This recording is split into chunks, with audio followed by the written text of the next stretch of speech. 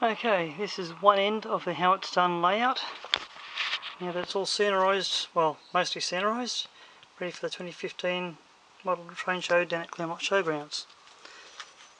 I have a parachute water tank here, and my station in the background, and up here the hot air balloon. Now, if I remove this piece of item here, that was the old linkage mechanism for this little square that you can see here.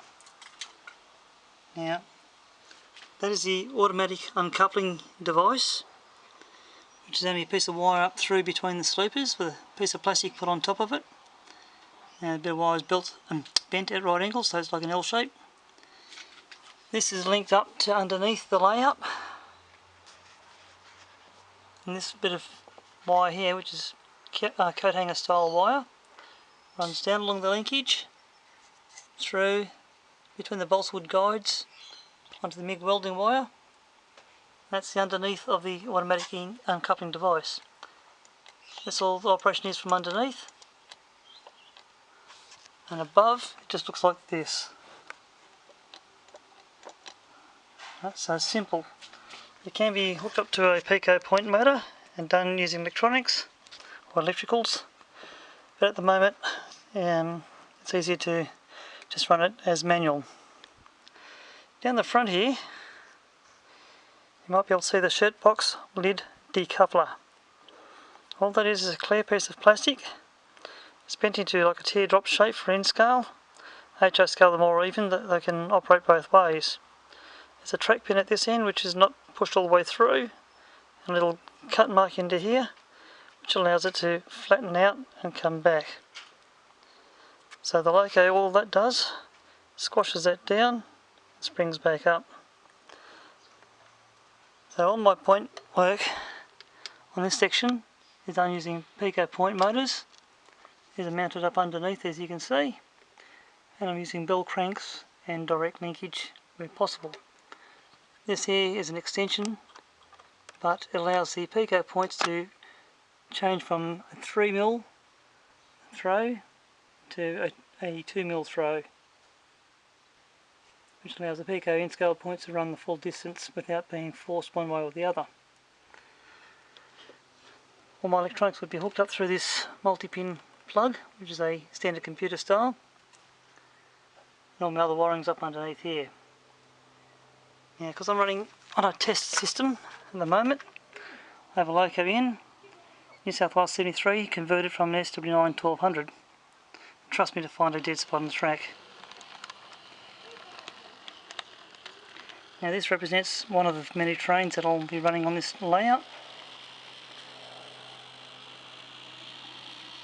It's one of my past projects from years ago. Now, if I slow this to the right spot, I shall rest the camera up here on the platform. Now the automatic decoupler, see how I raise the coupling, and then whoops, I'll derail my train now a minute, try it again. Laugh as you might. Coupling up, drive off, drop it down, and away my loco runs. So with that I can do the shunt, which means changing my point work at both ends. If I can find me thing, there we go. Loco's at the end of the line. And she derailed, that'd be typical. Doesn't do it when there's no camera, but when there's a camera it derails. But technically I can bring the loco up and around and do my run around. If I change the point work, put the next train on the line, another lifelike SW9 1200 which I've rebuilt, and it's a Victorian Y-class diesel. Now if I shunt this forward, yes I know it's a hand of God shunting, but still. Now Pico use the Rapido couplers, which is pretty standard for end scale. Graham Farish and a few others also use these same style couplings. Now if my point work doesn't fail me, my simple driving might. And again I found the same dead spot. Now this is the automatic side of it, using the shirt box lid decoupler.